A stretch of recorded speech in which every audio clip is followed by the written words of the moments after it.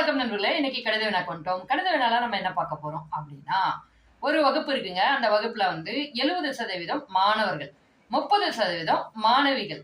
சரிங்களா? இவங்களுக்கு ஒரு கணித தேர்வு நடக்குது.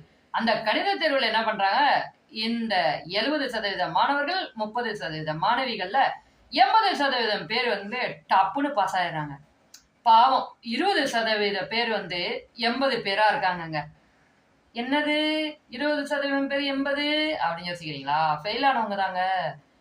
சரி, ஓகே. அப்படின்னா அந்த வகுப்புல மொத்தம் எத்தனை மாணவிகள் இருப்பாங்க அப்படின்னு கண்டுபிடிப்போமா? சரி, ஓகே, வாங்க. 20% 100 ஆக்கணும்னா என்னங்க பண்ணணும்? 20 கூட 5 பெருக்குனா 100 ஆயிடுமா? அதே மாதிரி 20% பேர் எவ்வளவுங்க? 80. 80 5ஆல பெருக்குங்க, அதுவும் 100% ஆயிடும். அப்ப 400. சரி, ஓகே. இதை கண்டுபிடிச்சிட்டோம். நீங்க என்ன பண்ணணும் அப்படின்னா, 400ல 80% எவ்வளோ அப்படிங்கிறத நீங்க தான் சொல்லணும்.